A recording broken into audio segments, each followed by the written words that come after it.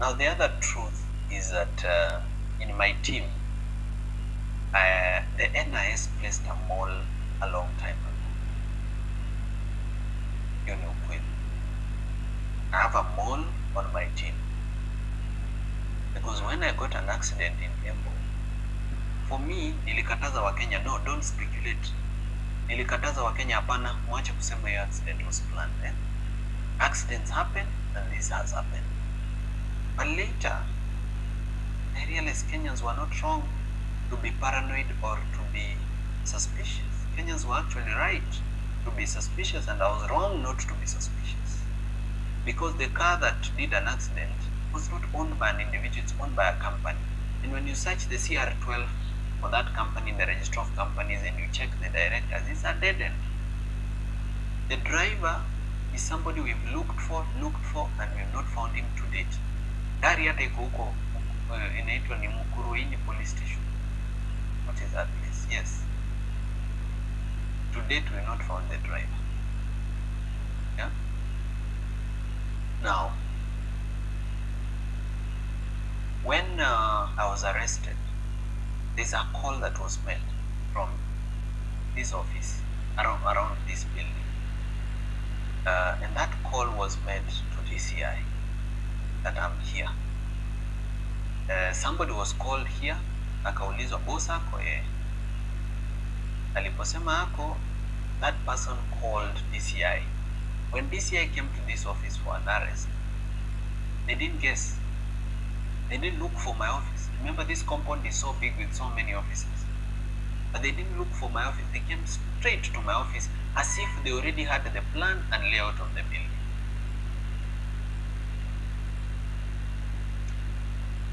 When bombers happened, okay, when I was arrested, this mall was not there. So whenever bad things happen, hakuangi anywhere near. Bombers, this person is a very close person in my team and should have been at Bomas, because kama naenda Bomas na team yangu imenijoin, mbona yeye ana miss na kwake ni karibu na Bomas?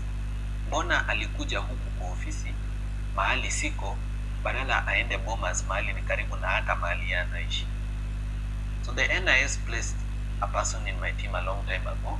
When you research this person's history, you are not able to know which primary school they went to, secondary school. They wiped their profile clean. And the best way to hoodwink Kenyans has been, this person pretends, to criticize the government, to say bad things, to expose projects so that we can trust this person. There's been an attempt to poison my food, and I'm thankful to God that it didn't happen. Na kama singejua that we have a mall, I think by now I would be dead. But I'm grateful to God and to the various Kenyans who've been sending me information, telling me be careful about this person. And I have now become very serious about my security. And now I have an advanced intelligence team that goes to the ground before I go to a public event and does just checking what is the feeling among, For example, in Bomas, I walked into a public event which was organized by ODM and which people had been mobilized and paid money through in buses, and where there were goons paid waiting for me because I had said I'm going to Bomas. I've never been attacked anywhere in Kenya because I've never said I'm going to this place. Sijai sema leo naenda Embu, ama leo naenda Githurai, ama leo naenda Kitengela, ama leo naenda Molot Bomet. I've never said it. Hata nikisemanga nasemanga tu I'll be in Rift Valley generally. But because these people knew I'm specifically coming to, KICC, which later turned to Bomas, they planned very well kuniua. But they didn't succeed. Because God is good and because there's a mission. God has given me a mission and I must complete it. That's why He has kept me alive. So from now on, Kenyans, wakati mnaangalia timu yangu na kuna mtu mnajua na mnajua ni mbaya, please don't keep quiet. Always raise alarm. I've started vetting every member of my team, where they went to school, what they did, who they are, why they are here, what they do for a living, what they are doing. But Wakenya mnisaidie kwa hiyo mambo so that tusikuwe na malls kwa team yetu. There is also another incident that I was about to forget. When I was attacked at Bomas, I went to the hospital. When I went to the hospital, I was treated, but we didn't go to the media and other people that I'm at Nairobi hospital, so I left the hospital. I came to this office to pick something before I go to the next hospital, so nilikuwa nasaidiwa na watu wangu. Na nilipofika hapa kwa ofisi, I got information from 3 different sources that I'll be arrested. And the reason I was supposed to be arrested on Friday was the police were looking for someone to blame for what happened at Bomas. They were saying, let's blame the chaos on Morara. But me, I was asking, but Morara came alone. In fact, at the door, he was only allowed to enter with 1 guard. So how do you blame it on him? But the police wanted actually to arrest me on Friday and blame the chaos on Bomas on me.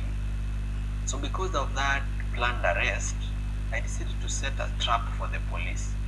Because I knew they are tracking my phones, I said, nitawacha simu zangu hapa, I'll go without a phone. Let's see whether the police will come. And the police never came. Because their mole, the NIS mole inside my team, told them ameondoka msikuje. This only goes a long way in showing Kenyans that it's no longer business as usual. My life is actually in danger, and I need to be more careful than I've been. Now, the reason I do not beefed up my security, some Kenyans have been saying, sasa wewe Morara, kwani unatembea kama Mkenya wa kawaida, kwa nini usibeef up security? Why are you failing? But security is expensive. Security is not cheap. Let's say, hypothetically speaking, let's say you pay one security guard, say 20 or 25,000, for example. Just an example. How many would you need to guard the residents, to guard you? And how will you afford that cost every month? So, hapa ndio inafikanga viongozi wananunuliwa na William Ruto ama na some billionaires. You find that somebody is actually being supported by NGOs that have an interest, or foreign governments that have an interest, or some billionaires that have an interest, because you are not able to afford basic security. But mimi nitachangisha Wakenya, kila Mkenya akinitumia 10 bob, 1,000, so moja 500. I believe I'll be able to beef up my security and it will be well. So whatever you can spare, I'll be really appreciative to Kenyans, whatever they can spare to support me in beefing up my security. But otherwise, me, what I can promise Kenyans ni kwamba siwezi nunuliwa. There are stories of people who say, huyu ni project. Maybe they themselves who are saying huyu ni project, they are the project. Labda wao wenyewe they are project. But I don't think it's fair or good to call someone a project when you don't know them in person, you don't know their history, you don't know where they came from. Me, I come from a family history of fighters, people who believe in something, people are principled. So hatufanani, sio sisi wote ununuliwa, sio sisi wote kuanga project za watu. There are some of us who actually fight for change because we do. So hiyo kitu ya kukuwa na mall ilini hurt sana. But ndivyo ilivyo. Unajua sikuwa na political experience but so unaona I'm gaining and I'm learning quickly. So hata kama nilifanya hiyo makosa ya kuovertrust watu, kwenda mahali bila intelligence, kweli nilifanya makosa and I'm sorry. I apologize to all Kenyans.